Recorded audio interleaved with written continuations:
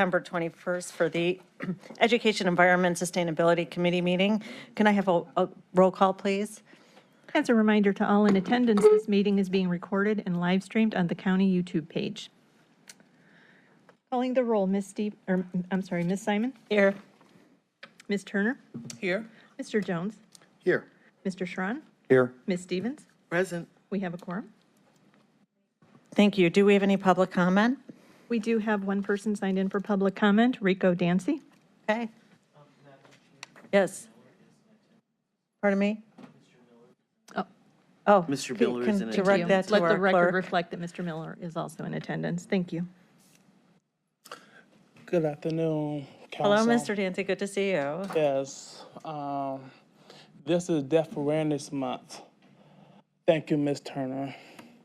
The jail I called yesterday for the county jail ward office, they say it take 30 to 45 days before a deaf person on a video phone. If I remember, I fight this with Councilwoman Chantel Brown on this issue. And I don't understand, you mean a deaf person is going to sit in the jail 45 days to 90 days with having no access to a telephone, okay? The lady called me yesterday and left a voicemail and said that on my voicemail. So my question is, why is it taking this long for a deaf person? I fight my whole career just fighting for equal access for citizens across this country who is deaf and hard of hearing. If DC could have a video phone in every single one of their county jail, I know we could do it here. Thank you. Thank you. We'll Mr. Dancy, follow up. Mr. Dancy, can you please just state your name for the record, please? Rico D. Dancy, President of Black Lives Matter for the Deaf. Thank you. We have minutes from July 27th, 2022. Can I have a motion, please, to approve these minutes? All in favor? Aye. Minutes approved. We have several matters referred to the committee today, but before I do that, I want to introduce a new member of our team at the Sustainability Department, Ms. Catherine Storinsky. You want to come up, please, for 1 minute and introduce yourself, and we want to welcome you because this is the committee which will hear most of the items coming out of your department. Okay, great. Thank you. Well, I'm thrilled to be here. I am only a week and a half into my role here, but I'm excited to start with the education and implementation of the plastic bag ban with the Consumer Affairs Department. And where were you before here? I was with the City of Shaker Heights. I worked in economic development. Okay, well, welcome. We'll look forward to working with you. Great. Thank you so Catherine. much. Okay, so let's start with our items. First matter is 2022-0260. Resolution 2022-0260, awarding a total sum not to exceed $50,000 to the Horizon Education Centers for startup expenses at the Shoreway Horizon Education Center from the District 3 Arpa Community Grant Fund. Hello. I'm Catherine Heck, and I'm the Chief Operating Officer for Horizon Education Centers. We wrote an application on behalf of our brand new Shoreway Center that is due to open on Monday. We were formally licensed yesterday by Ohio Department of Jobs and Family Services, excuse me. We are looking for financial support for workforce development. As you may know, COVID devastated the child care profession as well as many education professions. So many of the applicants that we hope to hire have no experience with children, nor do they have any credentials, which allow us to hire them into our classrooms. So we are going to use the funding to support workforce, hire people, get them the training they need, provide ongoing bonuses as they attain child development associates credentials or even attend college classes. Our center will serve up to 170 children from 18 months all the way to 14 years old. Our primary source of funding is generally Jobs and Family Services through child care vouchers. There will be some private families, which we use a sliding scale for those families. Thank you much. Any questions from the committee first? Councilman Miller, any questions? Okay, I guess I have a final question about accountability for the funding that you may receive from this council. Will you be documenting how the 50,000 will be used and the results from that? Yes, absolutely. We have a wonderful finance department and the center director administrators that can track each employee that's hired, how the money was spent through bonuses or salary, and we can absolutely provide a report back to you. Councilman Schron. Yeah, that just sounds different than what I just thought I heard you say. I thought it was training, bonuses and salaries. It's all of it. Generally don't, to me, constitute training. They constitute financial incentives for employment, as opposed to here's how you take care of a child, here's what you do, here's the special needs, here's the, that to me would fall in the category of training. And how do you nurture somebody? How do you provide choking hazards? How do you use some of the new techniques of the evacuation for around the mouth and things like that if something, a child. So could you clarify the training versus bonuses and salary? It's all of it. When we hire a new employee, they are provided a base wage. As they attain training and credentials, they will receive bonuses and sign-on bonuses to keep them employed. Right now, the turnover is vast in our organization. And so we have to compete with places like Taco Bell that pay $17 an hour to pull in brand new employees that have no experience. Unfortunately, childcare is not a place that we can compete with those type of wages. So it is both. We want to be able to pay a little bit higher wages, and then we also want to provide some ongoing resources for our employees as they attain tenure, experience, education, training. All of those things are required by Jobs and Family Services, but we go the next step, paying for them to go to college if they would like to take a class, or, like I said, the Child Development Associate. How many employees are we talking about that are going to be falling into this category with the $50,000?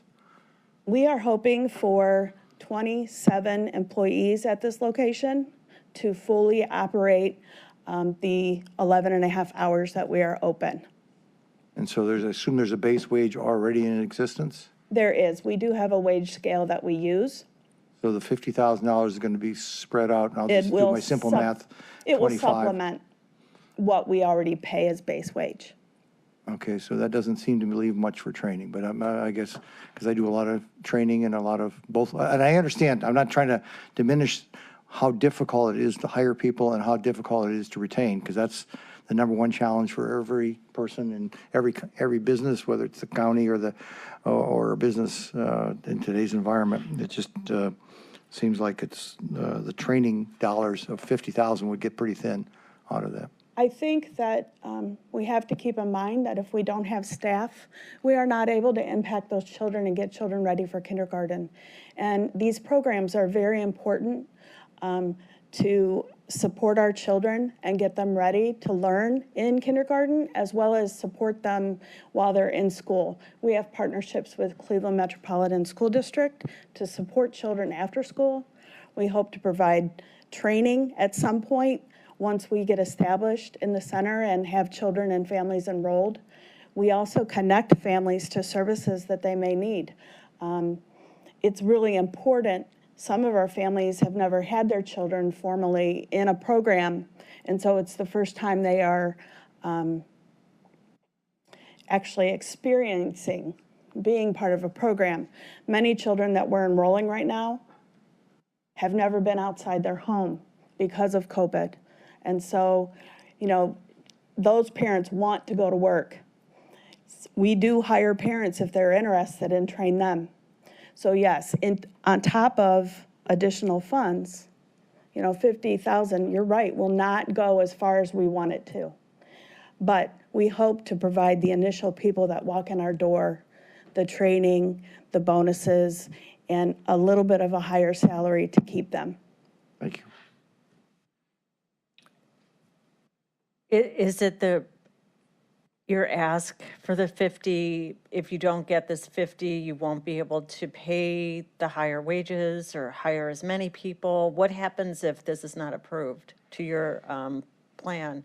What happens is Yes. we're not able to give people the finances to support them to go get their CDA or the additional training. We'll do the basics, the required licensing training that is available to us, that much of it is free, but we won't be able to provide the additional training that our organization helps many of our employees do. So this center is at 8701 Detroit. It was a large blighted parking lot full of garbage and not a very nice area. We've got a beautiful building there, and we hope to impact the families that live in that neighborhood. We've had a lot of interest from parents and little kids driving by. Kids are already using our playground. It's a wonderful facility, and I would like to see that center full of the children who need these services. Have you connected with Invest in Children through the county and our universal pre-K program? That grant program is not open for reapplication at this point. Our other centers are attached to UPK. We have already attached to Pre-for-CLE, not that they're a funding source, but they are assistance in getting some marketing out for our organization and help parents locate us for services. We also have other grants through Ohio Department of Education to provide some free preschool for our families. And so we're able to identify 15 free preschool slots through Ohio Department of Education for that center. Okay, thank you very much. Any other questions? Okay. Does anybody want to make a motion? Madam? Sorry. Madam Chair, I support this kind of programming wholeheartedly. It is a modern, more adaptable version of what we have come to appreciate with pre-K needs. And so I'd like to move that this move forward to council for the 3 full weeks, the 3 full readings. Okay, thank you. Do I have a second? Second. Okay, all in favor? Aye. Okay, this will be heard, second reading at the next council meeting, and then on third reading in a couple weeks. Thank you Madam very Chair. much. Could you add me as a sponsor, please? Our clerk can do that. Thank you. Thank you very much.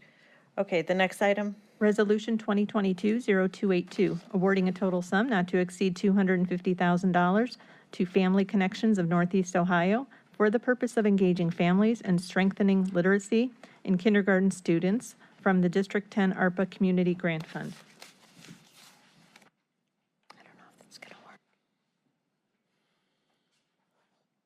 Hello, can you give your name, please? Good both of you? afternoon. My name's Beth Darmstadter. I'm the Executive Director of Family Connections of Northeast Ohio. And we do have a PowerPoint, so I'm not sure what the magic button is, but while Charnice is trying to, there we go. I'm just going to say a word or two and then introduce my colleagues. I started at the helm of Family Connections in May after Joanne Fetterman, our executive director of 29 years, retired. So like any smart new executive director, I brought smarter women with me to describe the details of this proposal. But I'm very grateful on behalf of Family Connections to be in front of all of you, and a special thank you to Councilwoman Stevens, because I know she's been an advocate for Family Connections. So with me today is Karen Galuli, who's sitting there, and she's our program director for all of our programs, and Sharnice Holmes, who's director of the Family School Connection program that we have before you for your funding consideration. Just a word or two about Family Connections. We have a long history of serving the city of Cleveland as well as families in Cuyahoga County. You may know of us by our original name, which was Heights Parent Center, which was founded in 1982. And then in 2010, Heights Parent Center merged with Shaker Family Center, and Family Connections was born. So we've been serving this region for 35 years.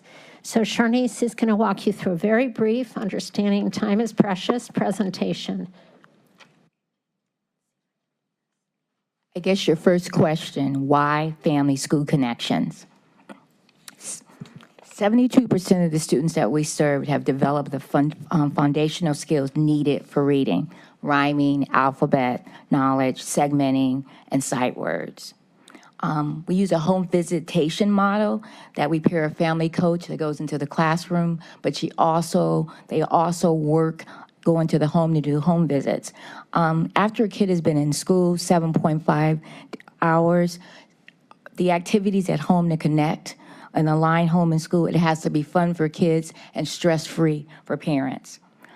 We link learning between home and school because all the research shows that kids whose families are engaged have better outcomes. And so we are different from a lot of programs that provide support to schools, providing tutoring. We work with the home and the school. Why there's a need for this funding. I'm going to share from a national perspective, but also from a local perspective.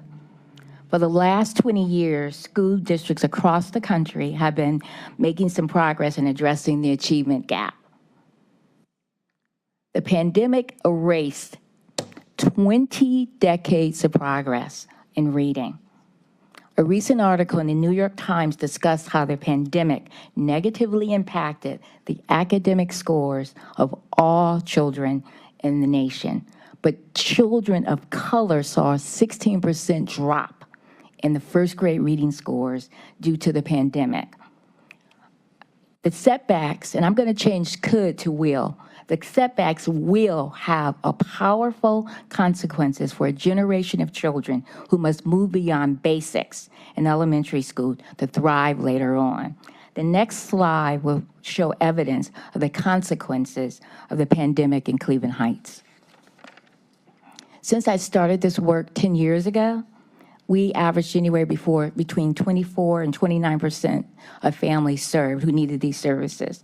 You can see from this slide, and this is data from last week from Cleveland Heights. They use a cadence assessment tool, and they're only testing whether kids know alphabet letters and whether they can rhyme. And in the past, as I said, we had 24 to 29%.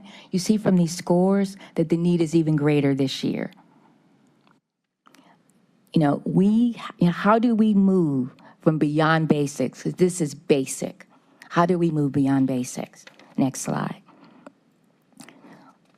One of the key best practices that the U.S. General Accounting Office talked about is enhancing families' involvement and engaging in their children's education. So they talked about things like tutoring, intensive tutoring. They talked about things about mental health. But one of the things that the school districts realized is they don't have the capacity sometimes to support families. And that's why Cleveland Heights partners with Family Schools. The things that we will provide, we'll be able to provide workshops, home visits, parent resources, and support.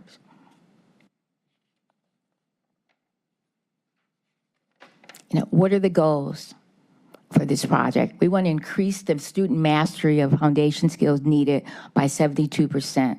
We want to increase parent and caregiver knowledge and skills support their child's learning by 75%. We want to increase parent caregivers' awareness of kindergarten expectations from the beginning to the end of the school year by 95%. We want to increase parent caregivers' awareness of their child's academic strength and social emotional strengths and areas of growth by 90%. Lastly, how will we utilize the Arpa funding? We will hire additional 4 full-time staff so that all 7 elementary schools will have a full-time family coach. We will increase the number of kindergarten families served from 75 to 150. Resources and supports for family. We're going to expand our offering of parent cafes and bridge to first grade to all 7 elementary schools. We're going to provide every family with a literacy kit. We're going to increase the number of family activities with our community partners from twice a year to quarterly. This funding will also allow us to utilize the program evaluation to expand this program to benefit families countywide. Thank you. Questions? Thank you very much. Any questions from committee? Council President Jones. Yes, the family coaches, are they school-based or is this out of school? So they're a combination of school-based and they're also in the home. So they spend, in most schools, the literacy blocks are in the morning from 9 to 11:30. So our staff are in the schools. So they pull the kids out and actually do tutoring with the kids. But we participate, like today, this morning, I was in a curriculum meeting. So our staff are trained along with the teachers. We go to the classroom, and like I said, we work with kids. We also go to the teacher meetings and they make the recommendations. But we also go into the home. So it's a combination of home and school. Is the school-based portion, does the family coach have a classroom? Or? So we're in the classrooms. We're located in the kindergarten classrooms. And so what we do is we support the classroom teachers. The teachers make recommendations based on the test scores, and those are the kids that we pull in. We pull in and work with the kids, or we pull out and do tutoring. Anything beyond tutoring? So because we're working with kindergarten and because of the pandemic, the needs are so great. So we're providing social emotional support, but we're also working in the homes. So what's unique about our program is beyond the school, it's going into the homes. So when you're dealing with parents, I talked about being stress-free. Our parents are not stress-free. Our parents are dealing with issues around, first of all, they're working, but they're also trying to making sure that their kids are learning. They also have issues around mental health. So we're providing all those resources and support. But when the family coach is in the classroom, in that school setting, you use the term social emotional. What are they actually doing with the children to address the social emotional? And so we've been working with therapists. And so we've been bringing therapists. A lot of times what we do is we make referrals to therapists because that's not our wheelhouse.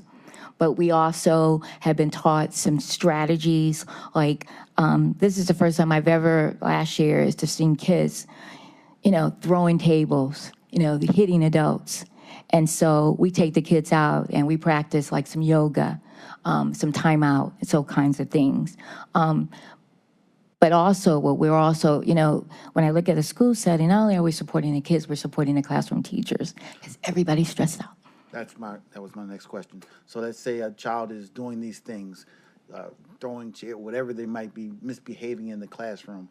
Is the child then sent to suspension, or are they pulled and sent to the family coach? So we're in the classroom, so we usually will take them out. So you're already in the We're already in the classroom. We're housed in the classroom. So we will take those kids out. In Cleveland Heights, most of the buildings have a social worker and a counselor. So we will take them to the counselor. You're not going to put a kindergartner in timeout. It's not productive. And a lot of times it's really just addressing some of the social emotionals. The separation from home and school. You have kids who just, the self-regulation. All those things are going on. So we use some strategies to sort of calm them down. Because we were in a classroom of 25 kids. So for us to leave that child in the classroom, that's not productive for the students either. So next, when you're at home, how are you engaging the parents? What are you So doing with them? again, we're family coaches, so a lot of times initially when we start off, we're addressing some of the basic needs of families. So that might be food, that might be things around housing, whatever it is. But our primary job when we go in is to talk about academics. So we take the classroom lessons and make them family friendly. So I have all these little fingers and flashlights. If I want to teach sight words, I turn off the lights and I start to bring it here, but I thought you guys wouldn't appreciate it.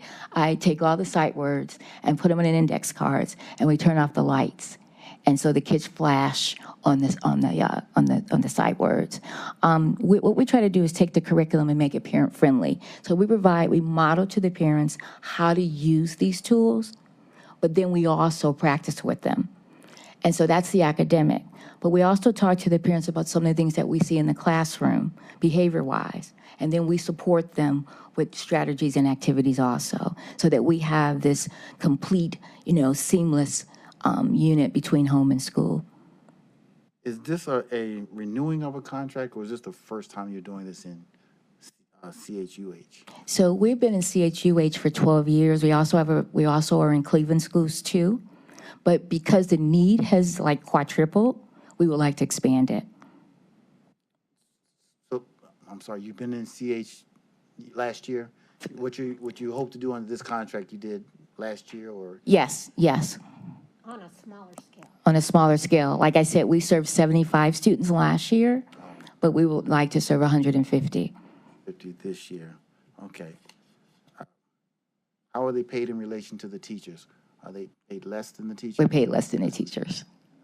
All right, okay, thank you very much. Sure.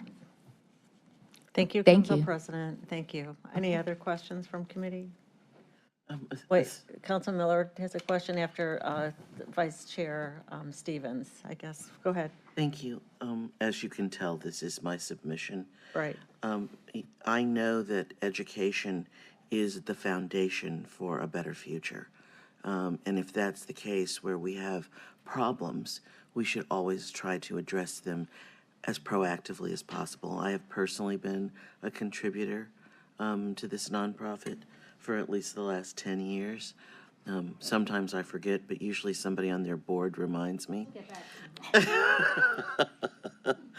And so when a board member came to me last year to begin to talk about the need, the increase in children who could not read at basic skills or put together the basic sounds, the key pieces that are needed to go into reading, it became incredibly clear to me that if ARPA funds became available, this was one of the places I wanted to put money. You've heard me talk about my addiction to reading. If I hadn't had the right kinds of support early on, I wouldn't have fallen in love with the written word. And that is life-changing and changes families. And when families have difficulties managing what we saw and continue to see with the impact of COVID is there are additional stressors in these family lives because of changes in employment or lack of strength in the marketplace where a lot of these parents have been employed. And so it's incredibly important to give them better ways to cope with their children and deal with issues themselves. And I found that each year I attended the annual breakfasts, I learned something new about how to cope, and from the parents directly, their appreciation for this type of programming. And so I am glad that we could make a difference, because if there's one difference we can make in changing children's lives, I don't want to miss any of those opportunities to help us have better educated young people in Cuyahoga County. Thank you. Councilman Miller? Yes, Madam Chair, thank you very much. And my question is, knowing that ARPA is one-time money, how will you sustain the 4 additional staff people when the grant money is gone? Charnice may have more to add, but part of the reason that I think I was hired is because I come from 25 years of fundraising in Cleveland with a background of working both for foundations and for nonprofits seeking funds. I can't say that I necessarily will ever promise that we will raise the money necessary to sustain the program, but being able to say that we have public support in this significant way will open some doors to new relationships with the philanthropic community. And we already have very strong relationships, but we just need some bridge funding to get this expansion underway. And with the evaluation showing the impact, I think we'll make a very compelling case to some additional funders, whether they're private or public. Thank you. Madam Chair, I'd like to move this to the full board with the standard 3 readings. Second.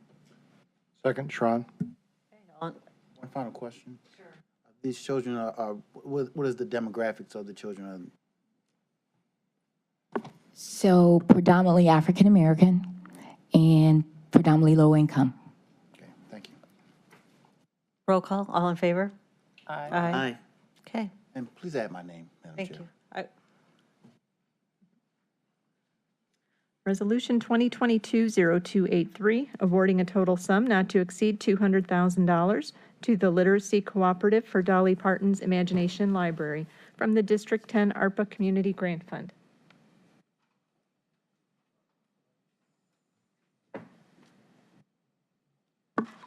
Good afternoon. My name is Joan Spurl. I am Director of Dolly Parton's Imagination Library for the Literacy Cooperative in Cuyahoga County.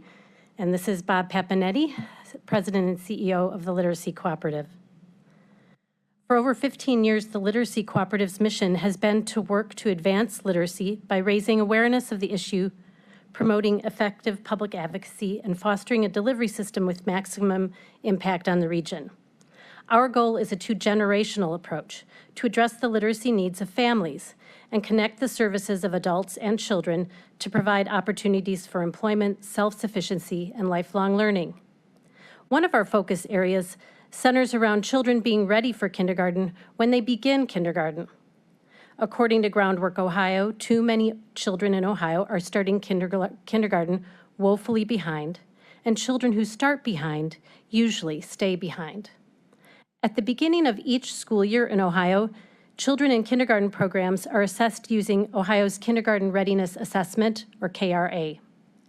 This assessment includes ways for teachers to measure a child's readiness for engaging with instruction aligned to the state's kindergarten standards.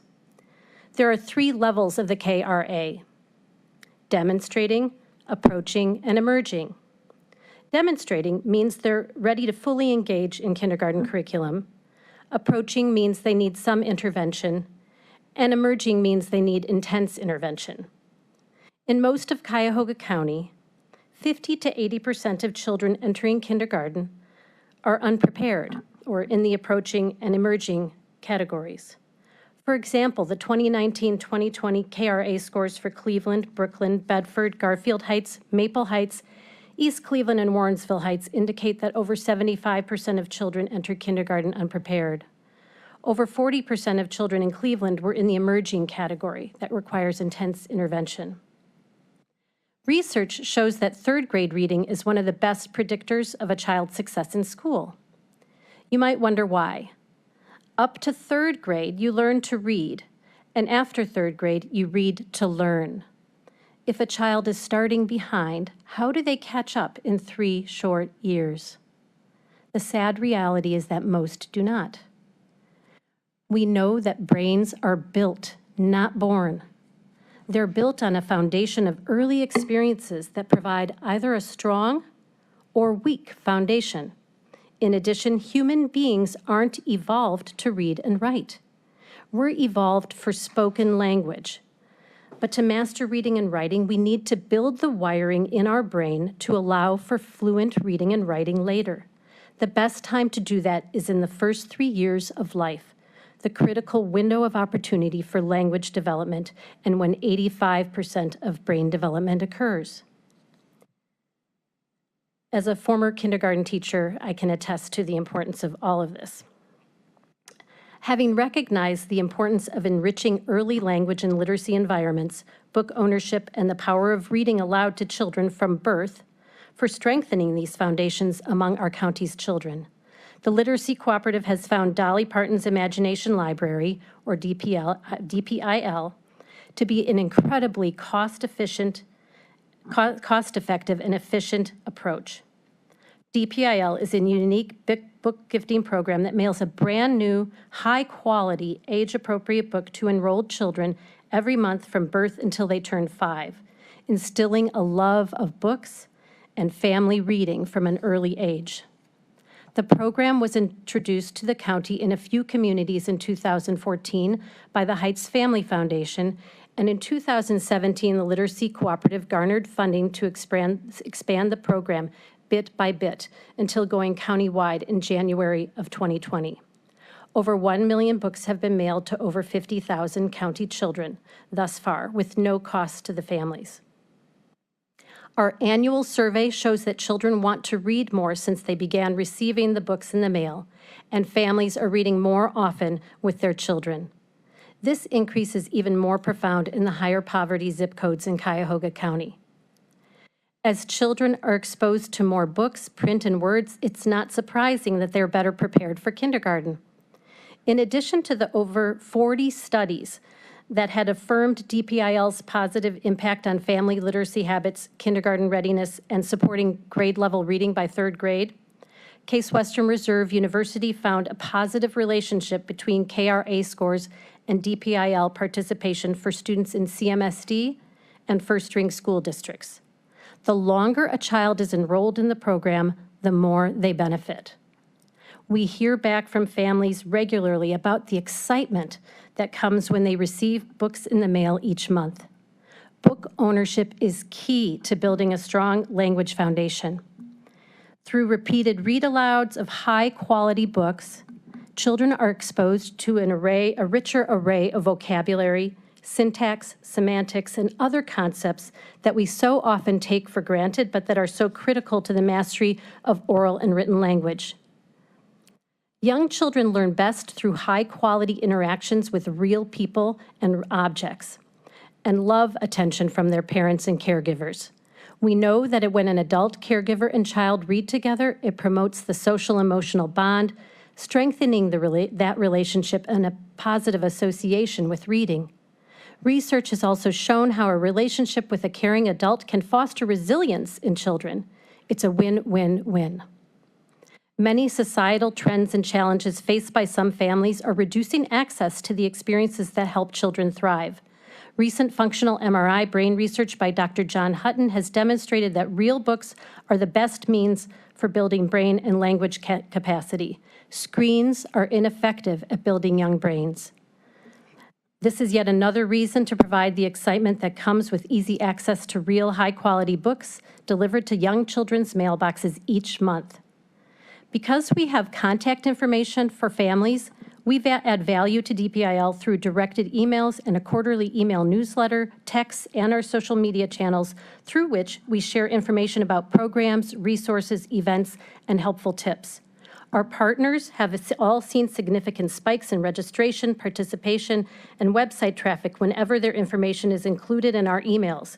For example, Invest in Children saw over 600 website visits from an email informing parents about affordable, high-quality preschools in Cuyahoga County. Thank you for letting us tell you about the important support DPIL is providing to families during the critical period of brain development for their children. We currently have 35,000 children enrolled, but that represents only about 50% of eligible children. We need to continue our outreach efforts to reach more families so all benefit from the program. Thank you very much. Thank you so much. If you have anything to add, I think that was quite comprehensive. I think so too. Okay, thank you. Any questions? Councilwoman Turner? Hi, Bob and Joan. It's good to see you. I attended the Read Across America celebration back in May. It was amazing. I can only think about Dr. Hutton's presentation and how he made neurology sexy. I learned way more about how the brain works than I wanted to, but it was easily digestible. And the work that you do is so vital for our children.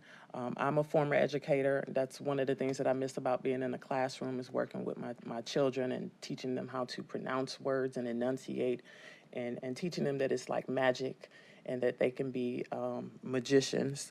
One of the facts that I learned at that event was that children, the number of books that you may have in your home is a greater influence on a child's educational attainment than the parent's income. I thought that was a very interesting fact. Just this past Labor Day, Councilman Jones and I, we participated in the annual Labor Day Parade and Festival, and I gave out books. And it was so amazing. We had some candy on standby, but we ran out of 750 books in 2 blocks. I mean, I wish I had more. So thank you for being a leading voice for literacy in our community. I was first introduced to you all when I was on Senator Brown's staff some years ago. And Joan has been a good friend. So thank you. I think this is a great program to support. Councilwoman Stevens or Jones? Councilwoman I'm Stevens? completely biased to the written Okay. word. Got addicted to it by my mother. I blame her. Yeah. She read to me every night until I was 8 years old, and then I began to read to her. Our home was always filled with books. Everyone on council knows this, but I'm a military brat, and when we were outside of the country, we got once a week to go on base to the library to get a book bag full of books. And that was our connection to home, to the States. And it was also how we entertained ourselves because Armed Forces television and radio, when you lived out in the villages, was you could put the television on at certain times to watch shows, but not for all evening. So the reality is books made me part of a world. And as I learned about Dolly Parton about 10 years ago when the first person came to Cleveland Heights City Council to talk about what the Dolly Parton programming did, I said, how wonderful. My mother was this change agent, something very encouraging. Parents to read as much as possible, if not every day, to children from the beginning of time. This is such a wonderful program so that when both of them hit me up at breakfast one day, I squirreled away the need and the programming and the fact that if we can make an impact for just 2 or 3 years, how many children do we help go in a better direction? And as I said when the last folks were here, more Cuyahoga County residents ready to read better, to work better, to do better for this county.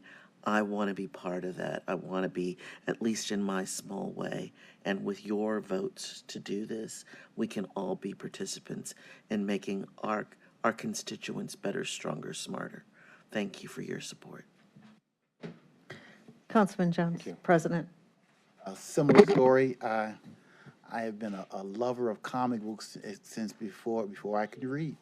And I have an aunt who was a master's, PhD librarian. She was a head librarian. I can't say what her title was, but I would tell her about comic books, and she said, well, they don't count. They're not real books. And we argued about that. But they do count. Thank you very much. I will let her know. But since before I could read, when the day I first saw a comic book, I wanted it, and my mother read it to me when I didn't even know how to read. So I read them forever, and I would certainly read the other books as well.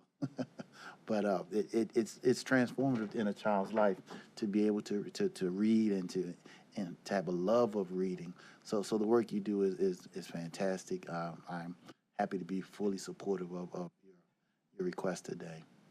Thank you. Well, I'm a big fan of books and reading, and what I was most appreciative of, that screen time is not a substitute for book time. Unfortunately, society, we have drifted too much into screen time as being that alternative, and so we need to have more people singing that tune to say, hey, pick up this hard copy book as opposed to picking up the digital electronic Facebook or, any of those other things that we've used now so much as a substitute for childcare, and sadly. And so what your mother did is exactly the standard, and I can see it in my daughter-in-laws, what they do with our grandchildren is they read, and that's so impactful. And so I wish you would have emphasized the screen time even more as a negative, not a negative, but as a diminish the impact of it. I heard one word on it, but feel free to sing that all over the praises, because I think we really have diluted, and we have put our children going down a path that is not healthy, I don't think, in my personal belief, of spending as much screen time as they do. Thanks.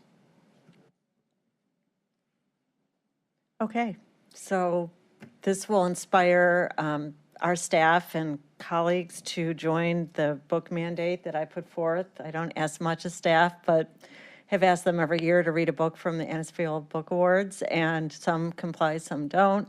So this discussion today actually will reinforce the importance of all of us to pick a book. Percival, I just picked up Trees from the awards, and maybe that will be our book. And of course, it's good to know my colleagues are avid readers, as I have a book right here. So, no, we can't underestimate the importance of reading, which I've done since I could open my eyes. English major. I have a few sample books, if I can approach and pass them out, just to show you the quality of books in this Imagination Library program. It is amazing. You can give Is that the them to little our- engine there? This is the little engine. So this is the first book every child gets, The Little Engine That Could. And, think about what's this book about? Determination, grit. They're writing books about grit. This was the first book about grit. And imagine if every child starting kindergarten believes they can. Believes they can. And if they have the educational foundation, they can. They can. And these books help them believe that. And we see the differences it's making. And I truly believe, if some of you have said, this is an opportunity to change the trajectory of so many children in our community, they can start school with the foundation ready to learn. So thank you so much for your comments and your support. Madam Chair, I move that We need to do something with the books, right? Do you want to give them to our clerk? I could do that, yes. Thank you. All right, Yeah. so we have a motion. to- Second. I move that we move this to the full council. Second? All in favor? Second. I heard second. All right, thank Aye. you so much. We'll see you again. And thank you for the wonderful flower pot that I was able to take from the event. It's a little black girl with big afro puffs on it. It's upstairs in my office. It's still alive. Thank you. Okay, 220302, Madam Clerk. Resolution 2022-0302, authorizing a grant award to Growth Opportunity Partners Incorporated in an amount not to exceed $1 million to support the development of renewable energy resources in underserved communities through a low-interest loan program commencing upon contract signature of all parties through December 31st, 2024. Thank you. Director? Thanks, Councilwoman. Mike Foley, Director of the Department of Sustainability, and with me is Marcus Glanton from Growth Opportunity Partners. So this is a grant agreement that we're bringing in front of you with Growth Opportunity Partners to fund their Go Clean Energy Fund and to help fund the Green Bank that has been created through Growth Opportunity Partners. Just a little explainer, Green Bank doesn't mean a bank that is where you deposit money. It's basically a fund. And nationally now this has kind of become a thing to help finance clean energy projects in communities across the country. So there's some very large green banks. Connecticut, New York, Delaware have statewide green banks. There's some smaller green banks like we've created with Growth Opportunity Partners. But basically, they're available to help with projects like rooftop solar, energy efficiency machinery for manufacturing facilities, community solar projects, kind of different elements of kind of putting more green energy into communities. The thing that we're interested in doing, especially we're interested with Growth Ops, is that we've got probably 3 different things that I really want the fund to concentrate on. And I should say we are one funder locally of a couple. So Gun Foundation has already put $4 million into Growth Opportunity Partners fund, and the Cleveland Foundation will be considering early next year a grant into the fund. But one of the things that just kind of the model, especially on solar in Ohio, is that you've got to buy the solar, right? So for the most part, you've got to buy panels and put them on your own rooftop and own those things. And that's a large chunk of change. And so one of the things that we're asking Growth Opportunity Partners is to help us think through, are there different models on getting solar panels onto rooftops for either homeowners or to manufacturing or commercial districts. That's one thing. Two is that there's a federal tax credit for solar panels out there. So it's with the IRA bill that was just passed, that's a 30% tax credit that goes into effect next year.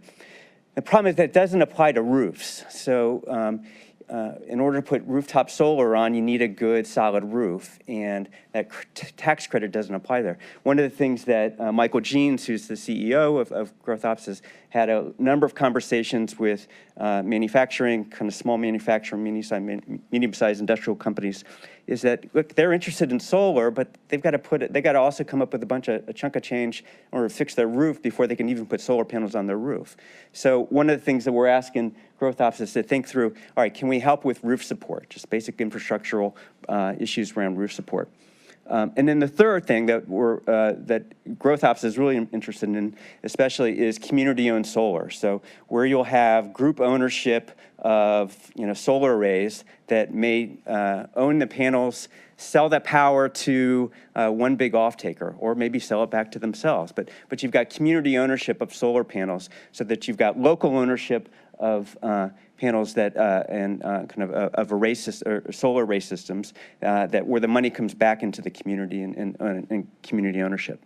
As I said, one of the reasons we've chose Growth Ops is that they are now a nationally recognized green bank. There's only 23 of them in the country, and it's accredited through the consortium of green banks.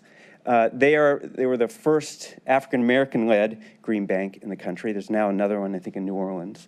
But it's so it's something we're really interested in supporting, and as Growth Ops kind of develops, this is one product of many that Growth Ops has, but they are really kind of becoming the expert locally in green financing, clean energy financing. So we want to make sure that we're supporting that and helping Growth Ops become that expert locally. So that's kind of where we're at with why we're asking for this support. Marcus is here. I don't know if you want to talk about Growth Ops briefly, but we're happy to take any other questions that you have. First, we'll take questions of you. Okay, go ahead, Director. One other thing is, so with the IRA, the other thing is the timing of this is really good for us. So we're asking this money right now as seed money to Growth Ops to join with the Gun Foundation. But there is, through the Inflation Reduction Act, money set aside for green banks nationally. And so seeding Growth Ops now with capital helps them as they seek to download money from the federal government. So more than happy to take questions. Thank you. Any questions from committee? Councilman Miller. Madam Chair, I strongly support this excellent program and would like my name added, please. Councilman Schron. Where will you be spending these dollars? All in Cuyahoga County? Councilman Schron, yes. So, I mean, we want to focus on LMI neighborhoods, to be honest with you, and especially in manufacturing or commercial structures and kind of the equity zones that we have in the county. But Growth Ops will be working with whoever comes to them who's interested in either putting up solar, fixing roofs, doing more energy efficient machinery, or helping with this kind of community solar project. But it will stay in Cuyahoga County as opposed to Lake County or I'm sorry, yes, Geauga correct, County. yes. Okay. Then, as you know, might anticipate my next question, will we be buying U.S.-made products as opposed to Chinese? Because we know the dominant product, unfortunately, is coming from China. Yeah, so Councilman, one of the things with the new, Yes, and because one of the reasons why the new IRA bill and the infrastructure bill gives extra credit for buying American-made products. So where we can buy American-made products, we will do it. One is because it's the right thing to do, but two is because economically it helps with just the economics of the project. Yeah, I was disappointed that the IRA allowed Chinese products to be, they aren't quite as attractive, but you know and I know that that's going to be a very heavy component of all this. And so therefore, all the rare earth minerals and all those things that we're trying our best to not utilize from that source is all going to come from China, as opposed to our friends in Toledo who are still making domestic solar panels. And I'd much rather support a domestic solar panel manufacturer, even if it means a slight dollar higher cost. Thank you. Before we hear from Mr. Marcus, point of privilege as chair, unfortunately, we're in a position that the state of Ohio, and even for a while, the feds did not incentivize the creation of solar manufacturers in the state. In fact, they decreased the incentives in the last 4, years. So we're kind of behind the 8 ball now. Had we continued on the trajectory with the standard that we set forth previously, we would have been able to access American-made products, local products, I think, much more easily now than having to start, kind of going backwards. So it's unfortunate. We all agree that it should be American, but we should have been supporting this all along. So now we don't have that at our fingertips. There are U.S. products, though. Councilman Tron and I usually get into this. Right? Yes, we do. But I support American jobs. As do you. As do I. Okay. Marcus. Hi, my name is Marcus Clanton. I'm the Chief Operating Officer with Growth Opportunity Partners. So thank you for having us here to in the consideration under this resolution. I think the county's familiar with Growth Opportunity Partners. If not, we have been a part of other programs with the county, and a lot of it focusing on county-specific funding for small businesses, providing advisory services, and also access to capital with a focus in underserved and disadvantaged communities. So that's a big part of the IRA and why it fits and aligns with our mission of our organization. And these dollars from the county would help to accelerate projects and conversations that we have now that are in place, and that we hope to build up and have momentum as we await things from the federal government, as the EPA is determining all the final rules and different things around how the funding will be used and will be dispersed out through the green banks across the country. Thank you. And where are you located? So we are located in Midtown in the Link 59 building on Euclid. Great. Any questions? Yes. Council President?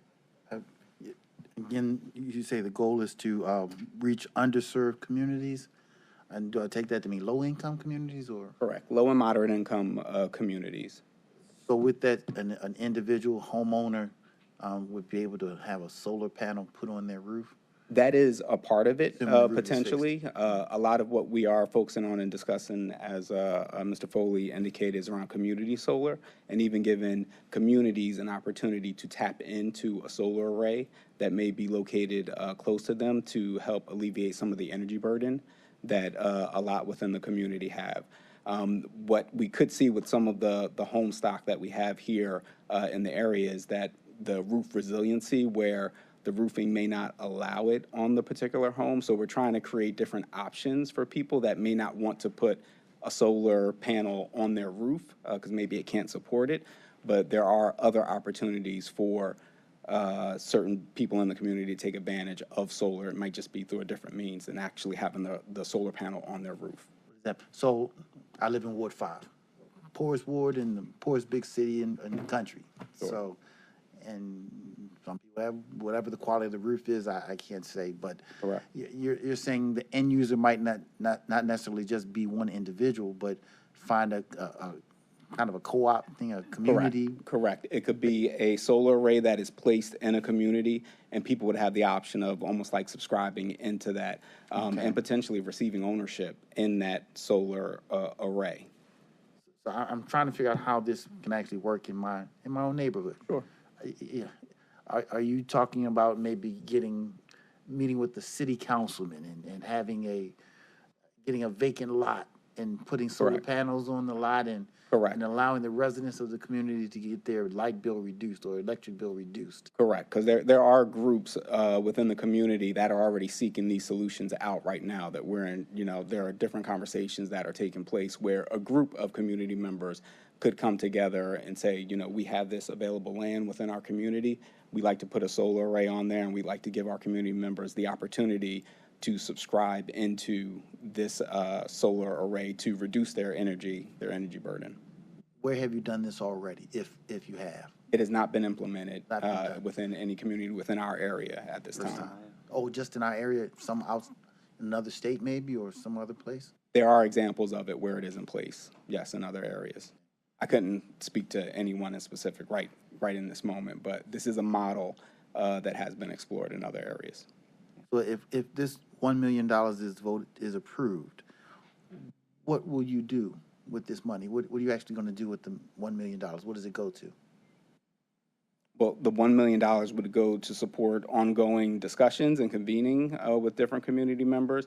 It could go into actually specific projects to purchase solar panels and to support implementing these plans that we're in discussion for, educating community members on solar and these different models that are available, and development of the models themselves to make sure that these solutions can work within our community and the needs that are here. Councilman, if I And could. so ARPA dollars? So it gets added into the other $4 million that's already within the fund, and hopefully more dollars coming from another foundation later on. What is the name of the fund? The Go Green Energy Go Green Energy Fund. Thank you. So it could be a couple things that the dollars are. Part of it is trying to develop this other model, right? So in Ohio, we have got, maybe it's developing a power purchase agreement model for a company to sell solar panels to homeowners to put on the roof, where they pay off on a monthly basis just their electricity. They don't have to come up with upfront costs to buy the panels. They're just paying for the electrons that come from the panels that someone else owns. We don't have a model like that in Ohio because our cost of electricity relative to other states like California and Washington and some states in the East Coast is a lot lower than those costs. So that's a model that exists in some other states that doesn't exist here, where growth opportunities can help maybe be a back loan for a company to, start up a program like that. Secondly, there's a group called the Huff Block Club that is really interested in doing this community solar project. They've identified land. They've been talking to potential customers of the solar, but they've got maybe 8 to 10 acres of land they're looking at to put solar panels on that they would sell that electricity to, right now, at least one big off-taker, one big customer. And then they would be able to take the receipts from the sale of that electricity every month, and it goes back into the community ownership of this Huff Block Club. So there's a couple instances right now of people starting to think about this kind of community solar, as we call it, model that that this fund could help out. And then thirdly, it's just kind of straight loans, I think. So where we've got someone who wants to do rooftop solar on a medium-sized manufacturing facility, right? But their roof is messed up, and they need to get their roof fixed in order to put solar on, then this is the fund can help with that. So things like that. Okay. So this fund, the Go Fund, you call it, the one? Go Green Energy Fund? Go Green Energy, it currently has $4 million in it now. When was that fund created and by who? Created by Growth Ops. Yep, the fund was created in September of 2020 through discussions and collaboration with the Gunn Foundation, Cleveland Foundation, and also there was a study that was, I think, the catalyst for it from the county and works with the Coalition for Green Capital. But it started with $4 million? Correct. That was the initial funding. As of now, none of those monies have been used as of yet. Money has been used for consultants, modeling, like different things to as we have these discussions throughout different areas in the community, but not for a specific loan for a project. Who's the councilman that? Who sponsored the? It's from actually my name and the Yes. Yes. Thank you. I just have a follow-up question to Councilman Jones' inquiry about how this $1 million is going to be spent. And I want to know percentage-wise, how much is going toward the continued supporting of conversations as opposed to actually loaning members of the community to move forward. Yeah, so Councilwoman, it's a good question. And so we want our money to be used on projects, right? So, you know, I think Growth Ops has now staff now that are or hiring staff who are just going to be working on this, and they've got other operating support for that. So our money, we're insisting, will be used for projects. Madam Chair, how are projects brought to you and who are they brought to? If there was a community project, who are they brought to, or the ideas, the applications, or? Yeah, the projects, it's with the passing of the IRA, people are reaching out more now with the potential of the federal dollars that are coming through, but people usually reach out to us directly, or they have approached the county, and those referrals are made to us for consideration of those projects. Am I looking at it correctly?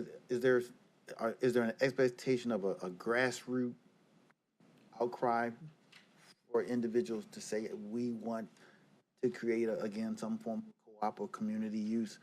Are you expecting to hear from the community? No, I think it'll be a two-way street of community members that are interested in this, and as I mentioned, there's an education piece that comes with this too, and us reaching out to the community and being able to market this. But it's a kind of a chicken and the egg. We don't want to step out too far ahead of it in how we promote it until we have things kind of aligned to be able to move these projects forward. I guess what I'm saying is I'd like to see something like this happen in Ward 5. Find a way to mitigate the electric bills of low-income individuals. Who do we call you? You know, if I were to advocate for the appropriate groups in my ward, should they simply call Mike, or call you, or? I would say yes. Yes, definitely call us, call Michael. Yeah, reach out to us. We have people that reach out to us through our website, people that pick up the phone and call us directly. I would say yes, call us. Director Foley could probably answer later, but the sustainability department's in the neighborhoods now. They actually, I probably have been in your ward or district, right? I mean, with the solar co-op tabling, and there's a lot of visibility in the communities during the summertime, especially with the fairs, and there's always a table there with the solar information. So there's. Are you in Ward 5, and who have you engaged, if so, at this point? So David Nader, who's our outreach person, I think you know, has done like 133 events just this year, and they've been all over the county. I don't know where in Ward 5, to be honest with you right now. But we'll get you in there. I mean, yeah, thank you, President. Thank you, Mr. Chairman. And you were here when our chairwoman brought up the question about with Horizon and following their $50,000 and getting reports back. And we're talking about here $1 million. And I think my colleague, Councilwoman Turner, asked about, are these dollars going to administrative, or are they going to projects? And your response was projects. So this should be very easy to track. $1 million went to this solar panel on this building, on this house, or this. Is that what we're going to get back in regards to this $1 million, or is it going to be administrative costs? Yes, Councilman. And Growth Ops already has we've already got contracts with the Department of Development right now, and so there is this kind of reporting mechanism that they've engaged with our. And what's the timing of when you think the $1 million would be expended? We want by the end of 2024 for it to be used. Okay. That's when the contract goes. Just, I think to Council President's comment, my impression of reading IRA is that it has to be an expenditure from the individual to get the tax deduction. It can't be a grant. It can't be those kind of third-party dollars. And maybe you can correct me on that as to whether or not, if it went into a house in your ward, whether or not the individual has to come up with the dollars, or whether if it's grant money, whether that is going to be applicable. You can tell me. Yeah, Because so I the don't want 30 to have an expectation of 30% discount or tax credit only to find out that the person is not eligible for it. So the 30% goes to the owner of the solar panels, whoever owns those panels. So it could be the homeowner, right? Or if we can figure out this other model where we've got, so a homeowner doesn't have to come up with the upfront costs, right? And we do it through a power purchase agreement, someone else, the third party owns those panels, then that tax credit will go to that third party. They'll put the panels on the roof and then they'll sell the electricity to the homeowner. So that's a model I'd love to have growth ops help us figure out, because it minimizes the amount of upfront capital a homeowner would have to put up in order to put panels on their roof. Thank you. I'm going to make a motion to move this resolution to the next full council meeting with a recommendation of passage for second reading. Second. Thank you. All in favor? Aye. Okay. Councilwoman, Yes. please add my name to this legislation. Thank you, Councilwoman. And please add mine as well. I am certainly intrigued and I want to know more, but I definitely support. President Jones, thank you. And my name as well. Should have been, but okay. Nice seeing you. Bye, Marcus. Okay. Resolution 2022. Oh, Councilman Miller would like to add his name. I'm sorry. No, that's okay. Thank you. Okay, so got some college Resolution 2022-0303, authorizing a grant award to College Now Greater Cleveland in the amount not to exceed $2,500,000 for the administration and management of debt repayment scholarships and completion scholarships to eligible post-secondary students in connection with the Cuyahoga County Completion Scholarship Program, commencing upon contract signature of all parties for a period of 2 years. Thank you. Hi. Hi, Catherine Tkachuk, Innovation and Performance, and I think there's a presentation. Yep, here we go. So again, I'm going to introduce this, and then I'm going to turn it over to the real experts on it to talk a little bit about the program. But this is a 2-year contract for $2.5 million. It does come out of the Arpa General Fund dollars for the administration and management of the debt repayment and completion scholarships for college students in Cuyahoga County. So the contract will begin upon approval and be available for 2 years. And then I'm going to turn it over to the College Now folks to talk about it. Just before College Now comes up, I want council colleagues to know that this is a project that I've been working on for probably over a year to establish another component of our educational assistance program.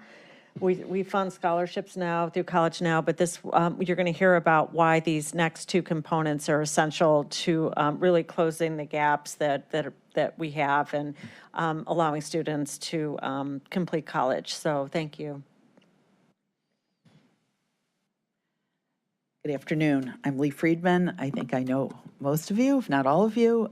Happy to be here, and it's always a privilege to present. I must say, we've been sitting and listening to all the things you're supporting, and it's, it's really amazing leadership. So thank you on behalf of the citizens that you are willing to take on some different kinds of projects, and I think this is another one of those kinds of things. You also heard a theme today that the last few years has been really tough on our citizens. There's been a lot of learning loss. There's been a lot of disruption.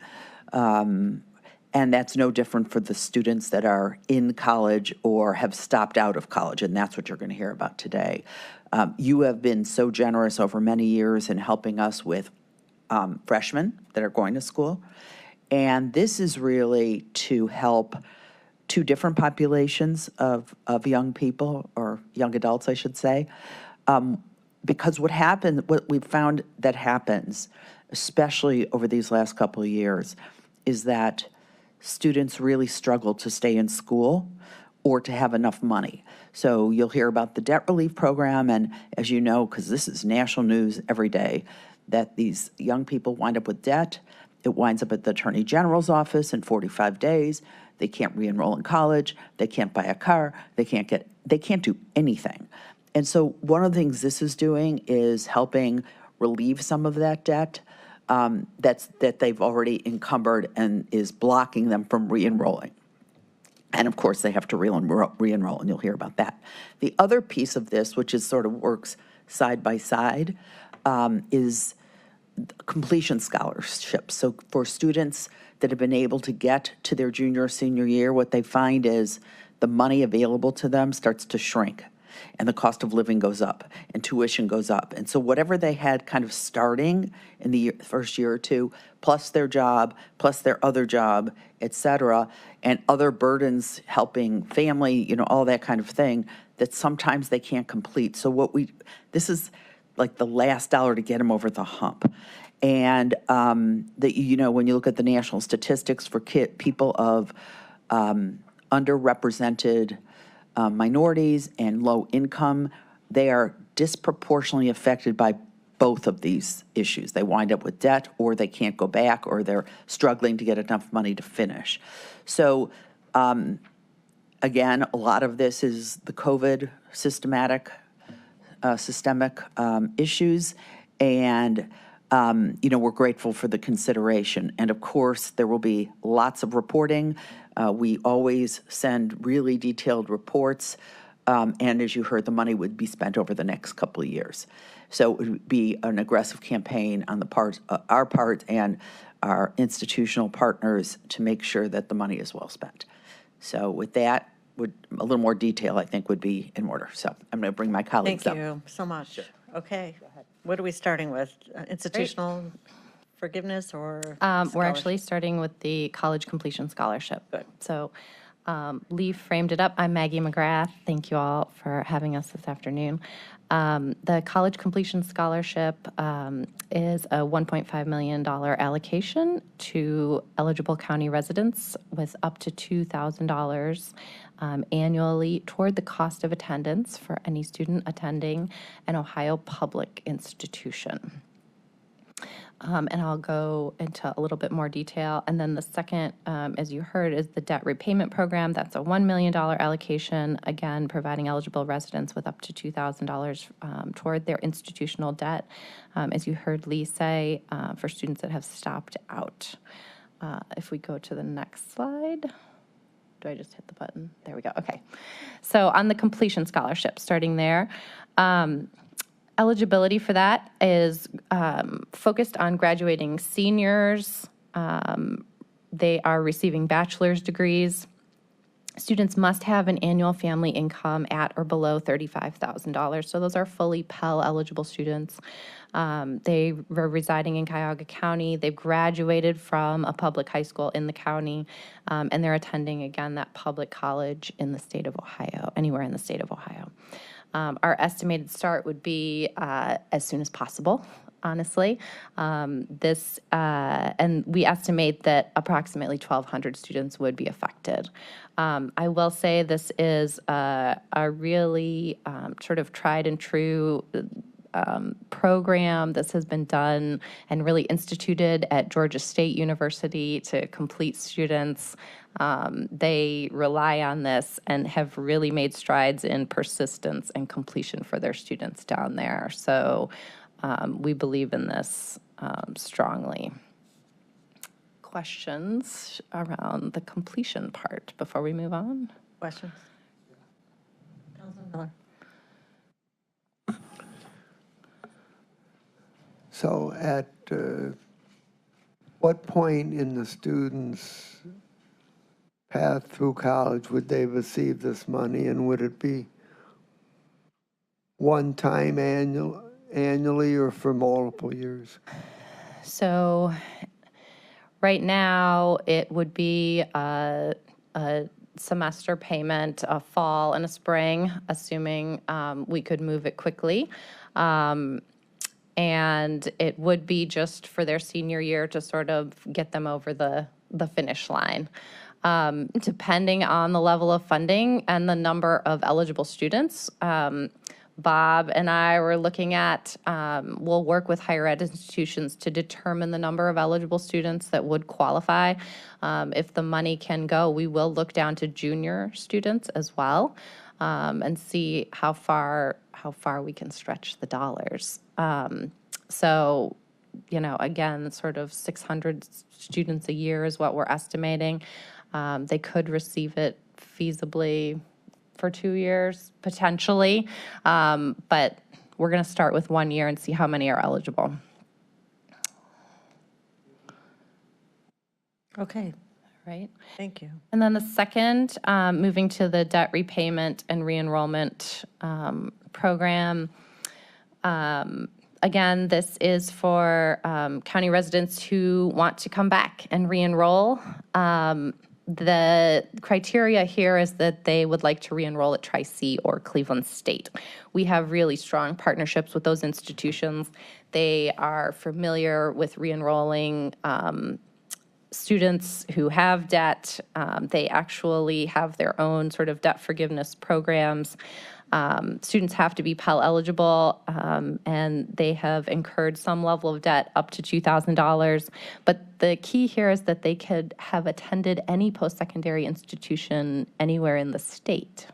So that is sometimes a limiting factor. Many of you have heard about this Ithaca Compact that has launched. That is only with a group of 8 institutions around Northeast Ohio. This broadens the geographic area of where students could have enrolled and then are eligible to re-enroll back at Cleveland State and Tri-C. So if I went to Ohio State, I can't necessarily be part of that Ithaca Compact. I'm not eligible to re-enroll within that, but I am part of this program. So it widens the eligibility for students, for residents of Cuyahoga County to be able to take part in this program. Ithaca is also experiencing, I will tell you, some eligibility things there. So we think that this is a really beneficial program for county residents as well, and a great opportunity. Estimated start would be spring of 2023. We would want to market it to residents, and estimated 450 to 500 students could really benefit from this. Again, this is a daily issue you read about in the news. Folks want to re-enroll and are just not able to do so because of past debts. Thank you. So we're one of the only states, as I understand it, that has this prohibition against students who go to attend you correct me if I'm wrong, a public university or college, and for whatever reason they have to drop out. And at that point, if they have money owed for a semester, they're stuck. They're no longer going to get their student loans to pay for that semester. The institution with the state AG is going to pursue collections against that student, and they probably don't know. And then when they go to re-enroll, they're told you can't come back but because you owe money to this university. And by the way, we're not releasing your transcripts. So that student then has debt and can't do anything to get out of it. It's just this horrible trap. And I started my career doing collection work for the AG and, going after these loans, but it's unusual that we have it here. It's draconian, and it just really undermines any progress for our younger generation and, partially probably why we're losing population. So this really focuses on that population, and I'll let everybody ask questions, but this money will go until it's spent. So it's a one-time allocation, and whoever, is able to take advantage of it will take advantage of it, and then it's going to dry up unless we decide as a committee that it's worthwhile after getting the results to pursue this as part of our educational assistance program. We already have 2 components.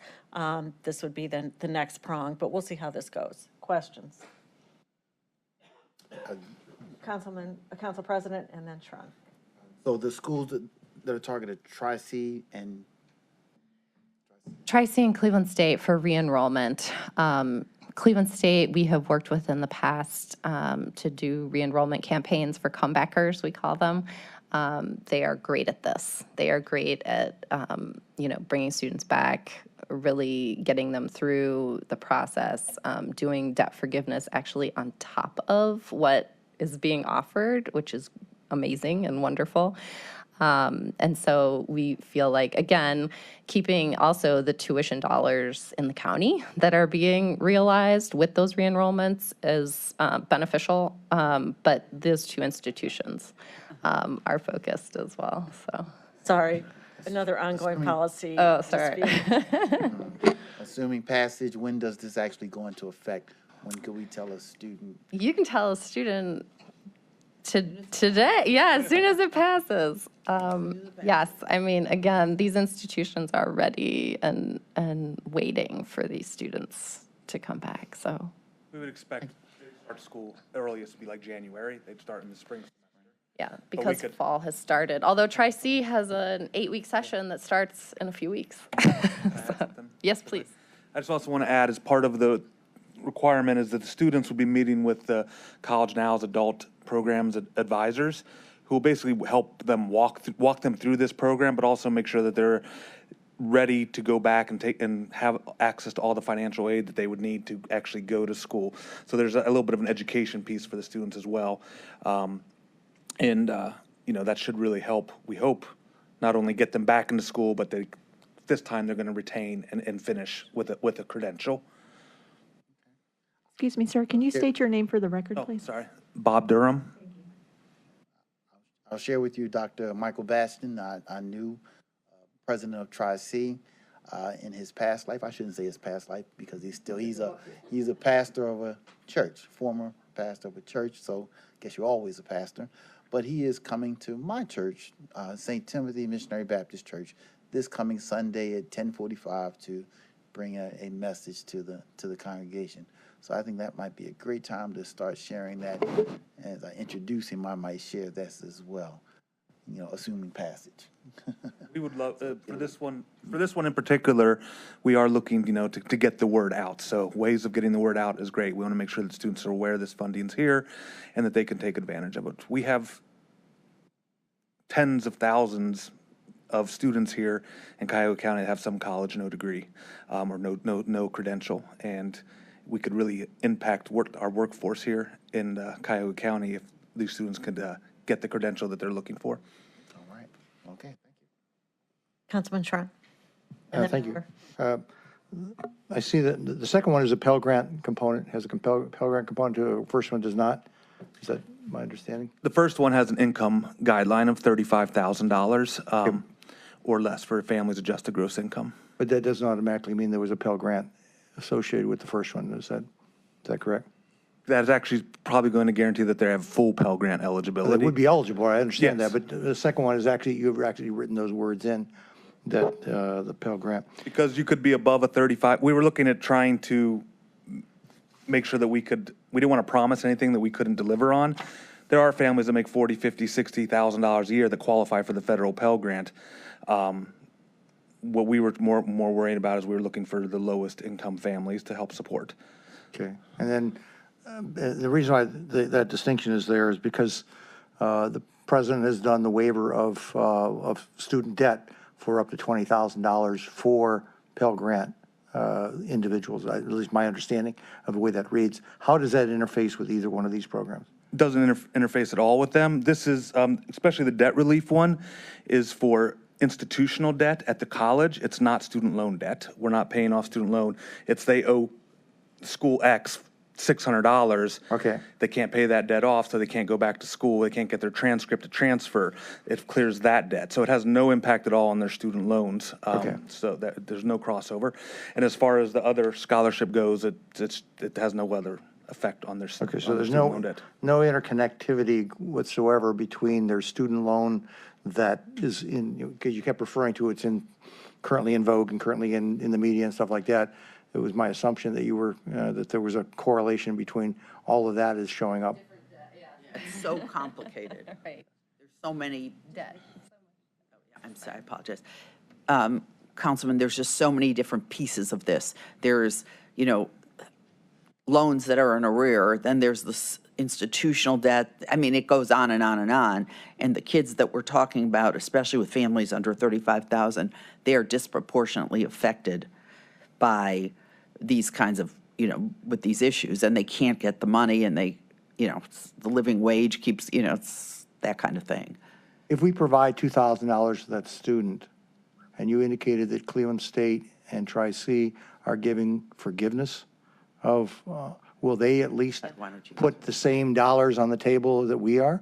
Cleveland State, it's only appropriate. Tri-C does not, but Cleveland State has its own debt forgiveness program and is entertaining matching that Okay, amount. it seems only appropriate.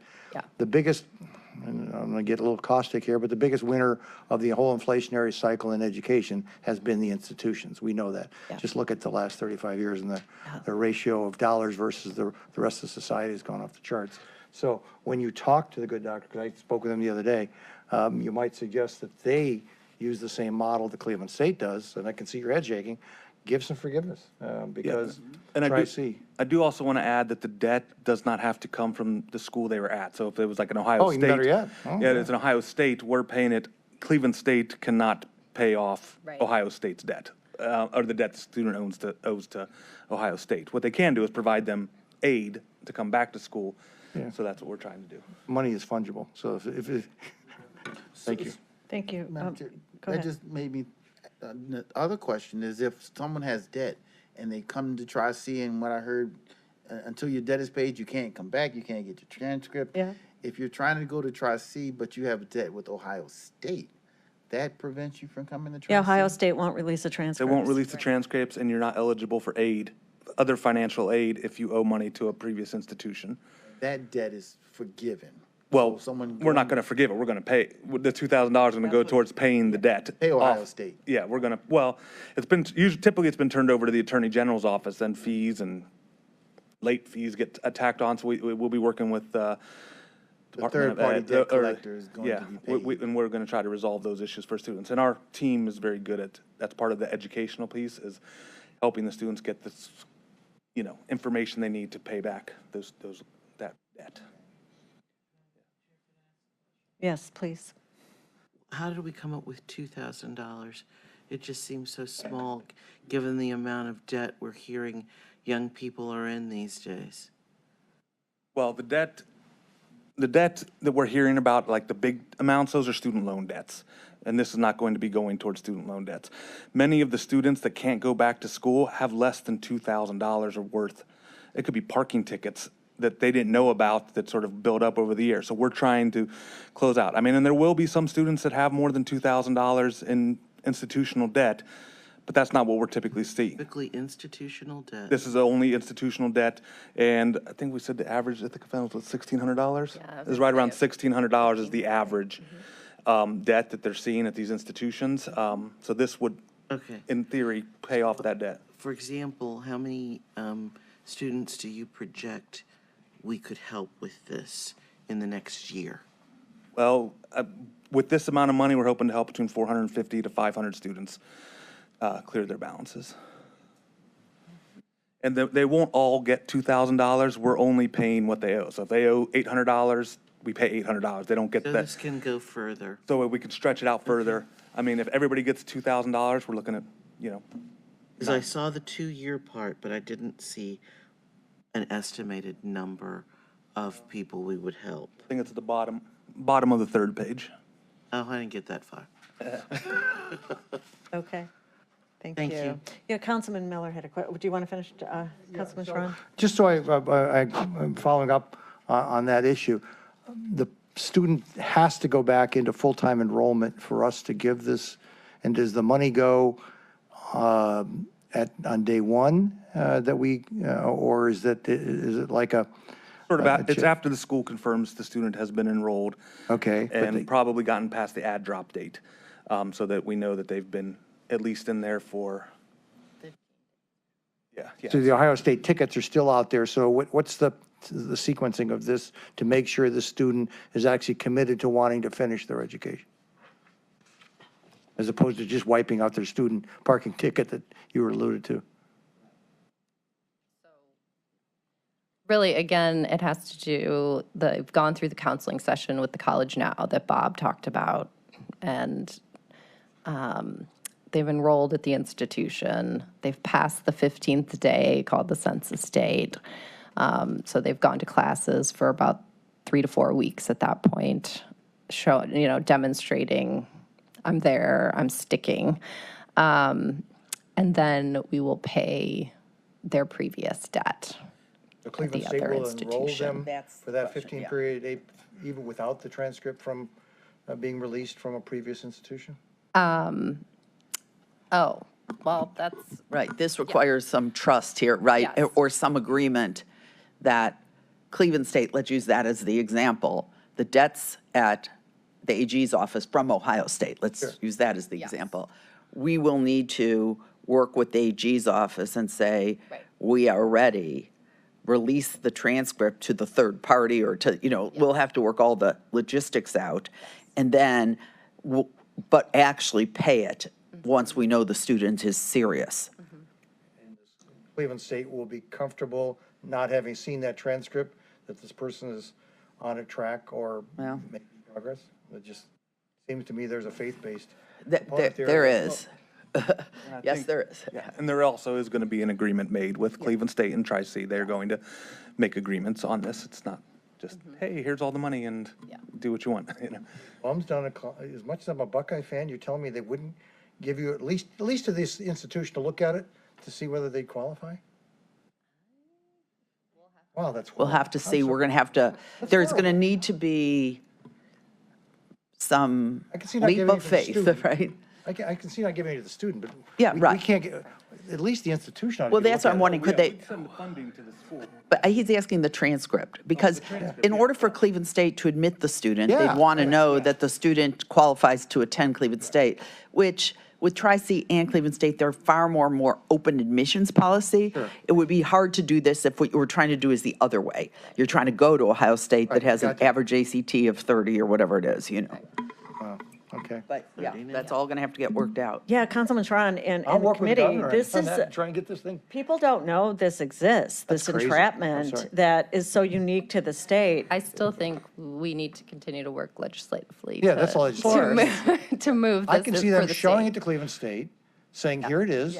We're not going to, it's going to get stamped saying this is not an official document until you clear it.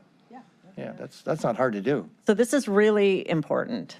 Yes, and the only other thing I would say is to the extent that any of you can help us at the state level, because this is a predatory situation. Exactly. Did you have a late book fee, right? You had a parking ticket, you didn't know. The parking ticket was $100, 45 days. Now they're sending it to the AG's office. Now they've got the fines and the this and the that. And also the $100 is $500. So, 45 days, that's not really long enough. Even when you're, if you don't make a car or a mortgage payment, they give you longer than 45 days before they sort of shut you down. So it's really rough. I can speak firsthand, having 3 sons that went to college, that we didn't get transcripts released one time because of parking tickets. You got to pay them.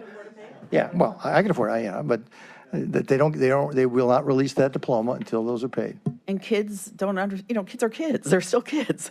They don't really know. Okay. Okay, I think Councilman Miller has a comment.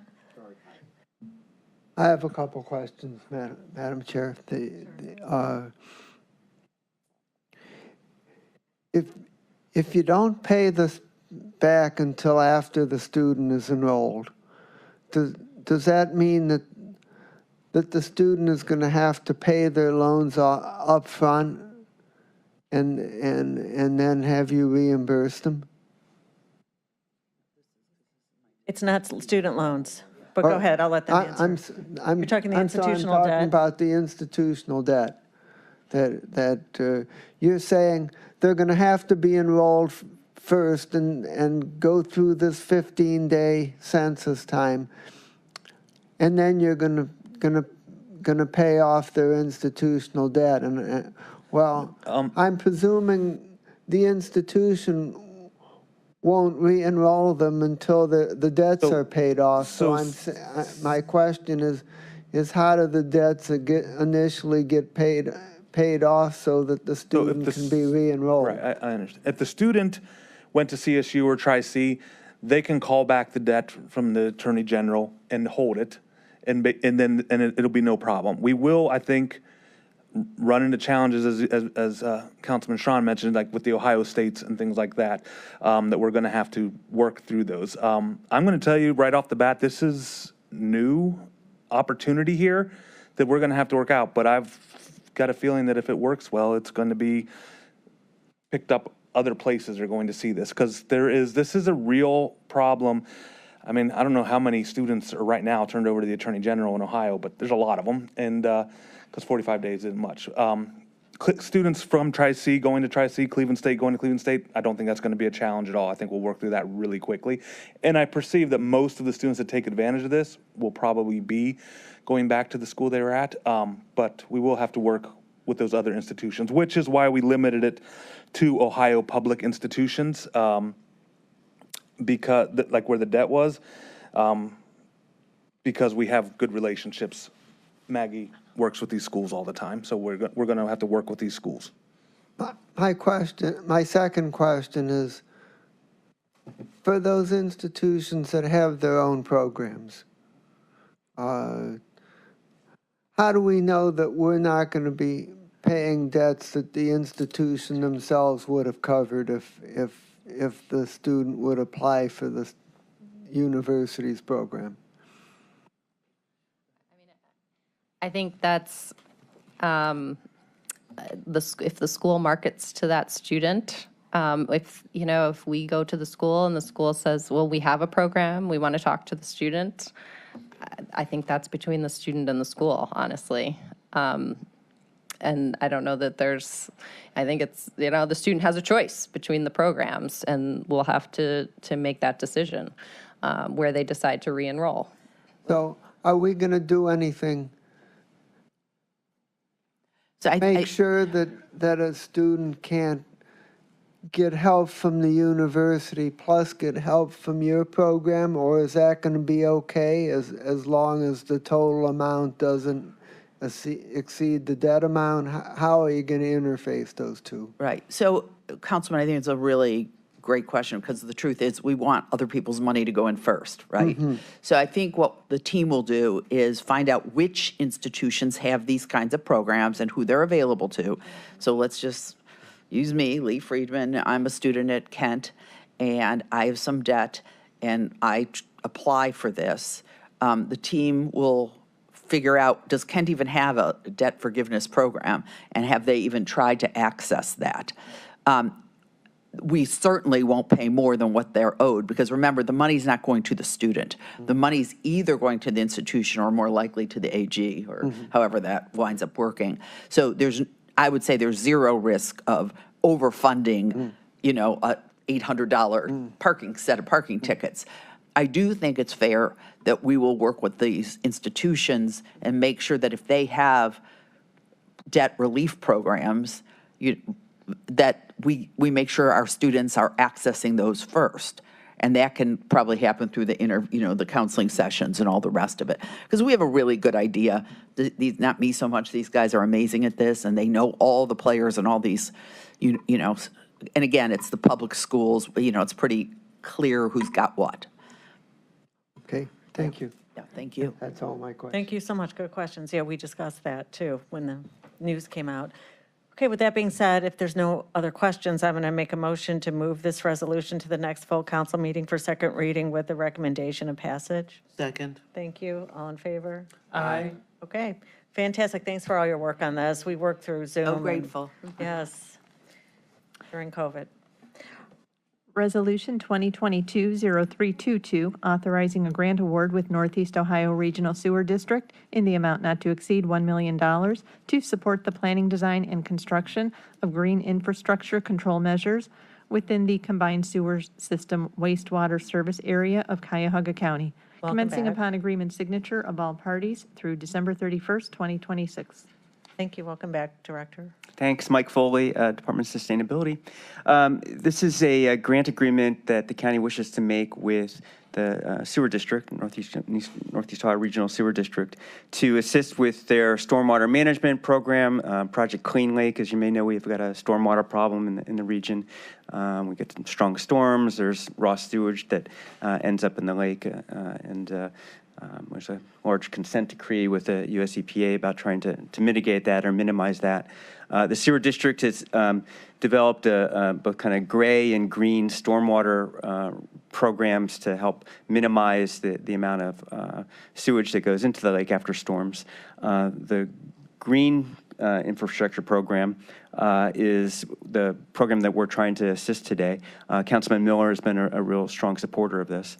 And basically, the program would help with a program that the sewer district has. It's a grant program that they they have every year to give out money for things like green roofs, bioswales, permeable pavement projects, retention basins, rain gardens, things like that, to help naturally kind of soak up stormwater before it hits the sewer system so that it doesn't go out into the lake. So with me today is Matt Sharver, who's the Deputy Director of Watershed Programs for the Sewer District. And Matt can talk more about the program, but more than happy to take any questions right now from me. Any questions? No, Madam Chair. Councilman Miller. Just a couple of comments that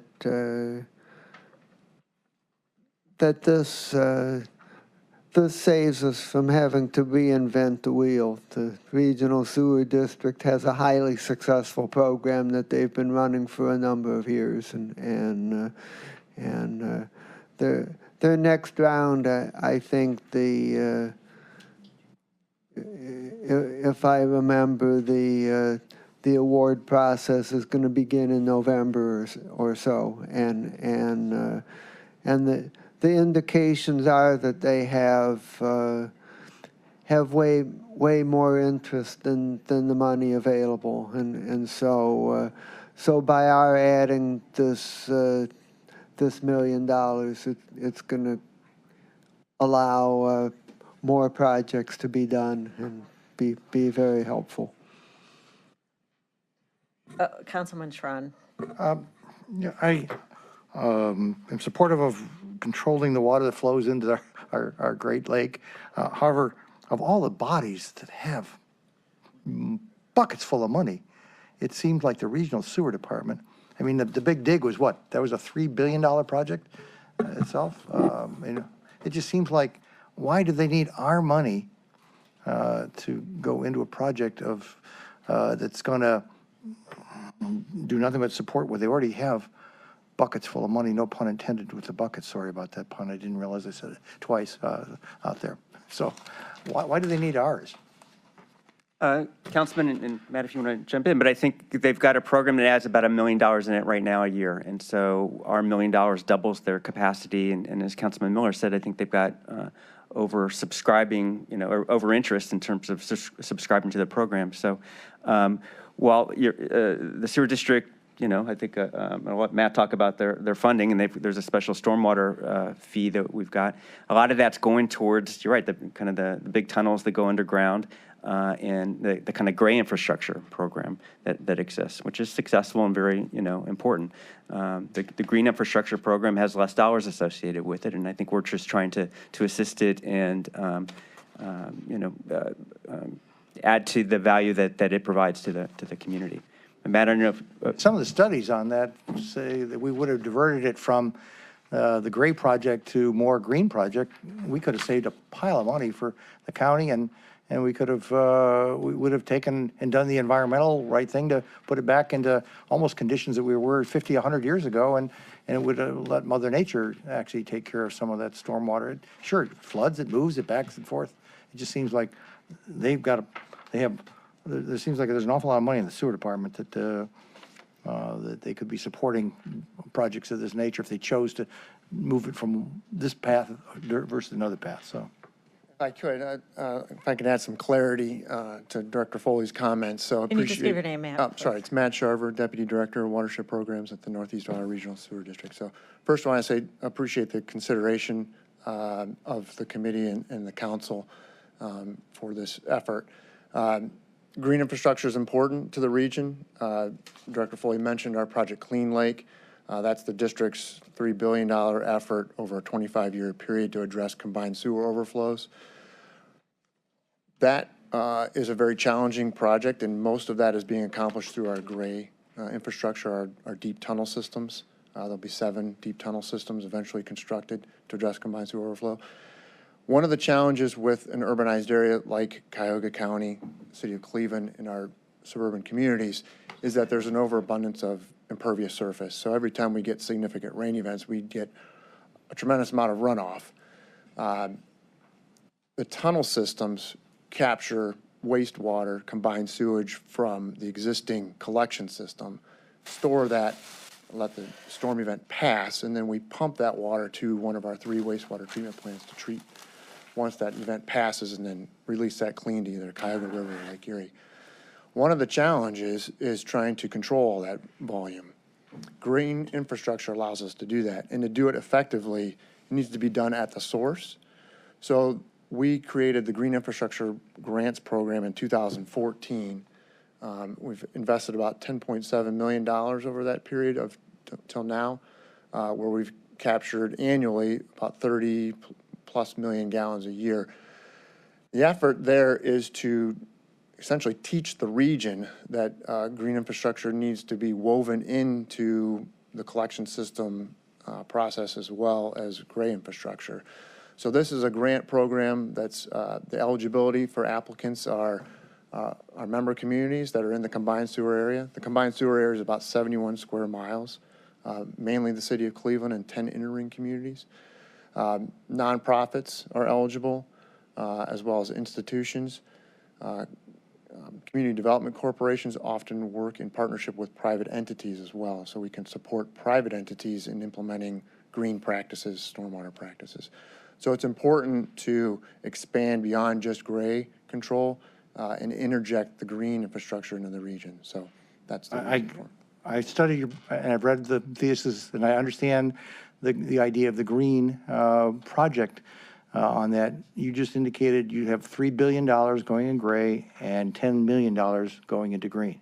That tells me the story. Why isn't that 15 million, or why isn't it 18 million as opposed to our 1 million? It just seems to me that's what you folks do is that, and I support the green systems as far as the surface, but you blended sewage and surface treatment into the same conversation. We all know that there's no sewage going into the green projects at all. The sewage is coming is all in the gray pieces.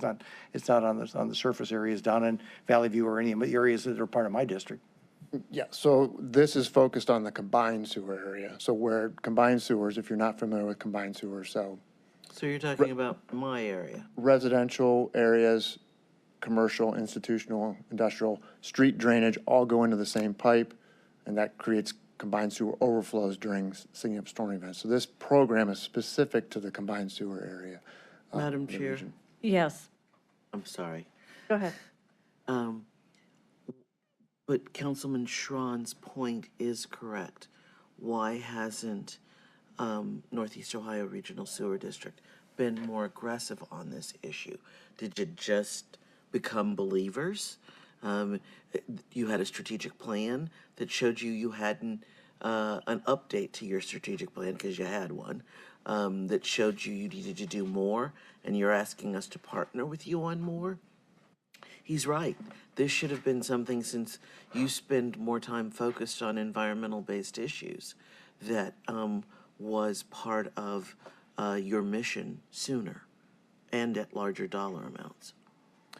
Well, it's important to understand that the district is under a federal consent decree with the U.S. Yeah, Department we're all of Justice. aware. And it made all the and newspapers. Sure, right. And so to control those volumes during these storm events, to reduce the combined sewage outflow to the river or the lake, you need to capture significant volumes, hundreds of millions of gallons, which is challenging with the collection system that we have now. Yes, we would very much like to bolster and implement additional green infrastructure beyond what we already have. But again, treating at the source is the way to go, and to do that through our programs was not going to be effective in addressing the combined sewer overflow. This program complements that effort. It complements our stormwater management program as well. So that's where we need to spread the opportunity out across the region to accomplish more green infrastructure. Madam Chair, or Vice President, I think we have two separate issues here. One is, yes, legitimate questions about why Northeast Ohio Sewer District wasn't on top of green infrastructure programming prior to the Fed mandate. And, you know, we would like to see more of that, because you're a sovereign entity that's not really, answerable to the public. It's a strange statutory entity, and we're all frustrated by everything that, goes along with that. I can speak for myself and the residents I represent.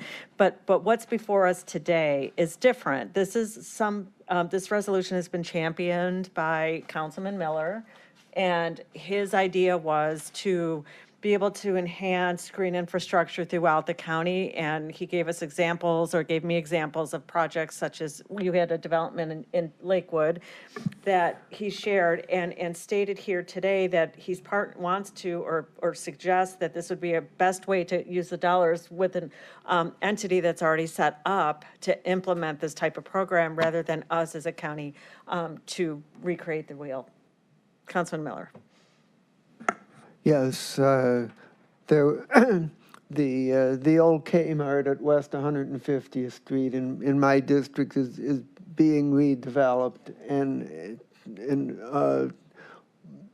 multi-facility shopping area, and the developer in concert with the local CDC put out a request under this program.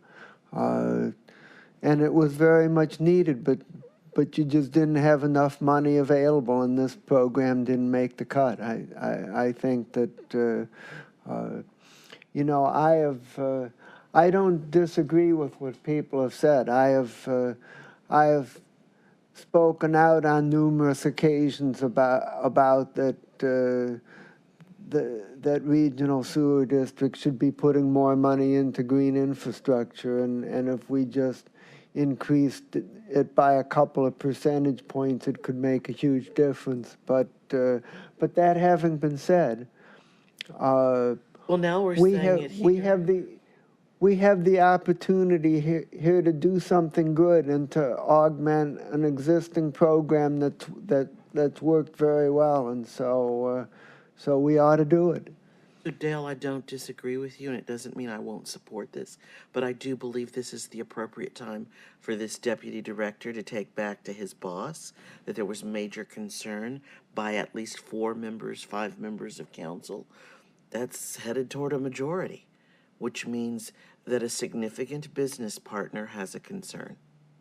And it's appropriate for them to come back to you, Dale, and to our chairwoman of this committee and talk about how we can collectively do better, because when you have 4 or 5 members of a body all speak very similar, it's time to listen, right?